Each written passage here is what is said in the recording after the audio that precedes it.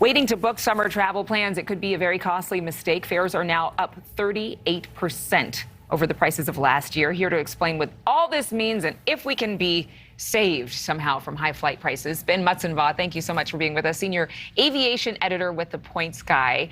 So a 38% increase over last year. I know every time I book a ticket, I'm like, oh God, what's going on? Are we going to see those prices go down after the summer? That's my big question. We really got used to these $99 and $199 cross-country fares, didn't we? But it's so true. Fares have really shot through the roof, which you've noticed. I think anybody else booking has noticed. Are we going to see relief for the summer? I think, unfortunately, not. I think these prices are here to stay for the summer. Now, what I would watch for, if you really do have a trip you want to take that you are flexible in the timing, I would say look to the fall. There's no guarantee yet that you'll get that great deal in fall, but the chances of it being lower than it is now are good. And that's for a couple of reasons. First of all, demand typically falls off after Labor Day.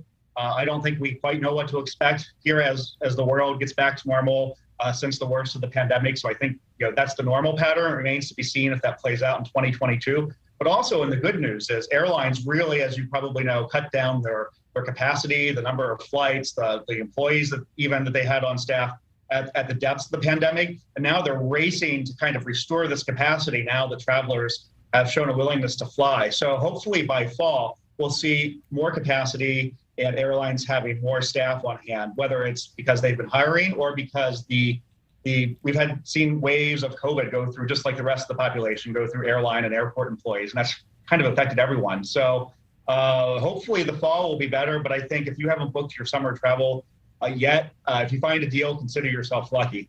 Yeah, I think that maybe we're dealing with some of the repercussions of those decisions. But since masks mandates were actually lifted and a lot of pilots who were very upset about the mandates are back to work, maybe we'll see some relief. But domestic bookings, it looks like, were down for the second straight month. So not as many people flying in the continental U.S., but I've noticed a lot more people going to Europe and traveling out of the country now. So they're spending a lot more money on that, correct?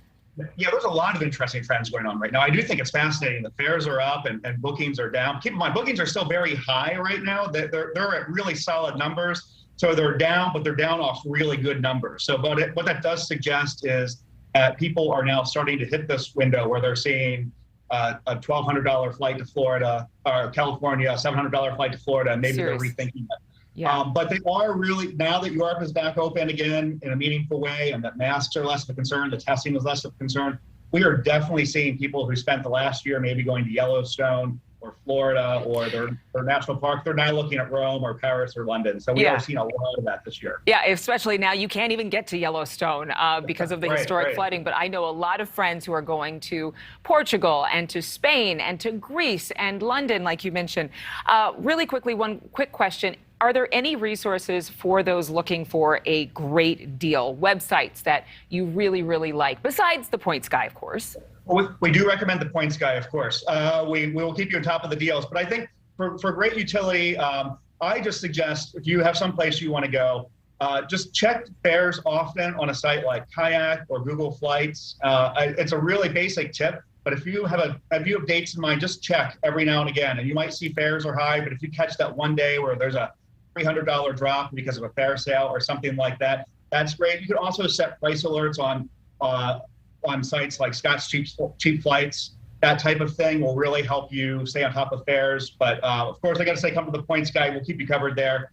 But I think really the simplest thing to do is just frequent searches on a route that you want to go. And as soon as you see that fare drop, lock it in. Yeah, lock it, hold it, and hopefully buy it. Ben, thank you so much for being with us.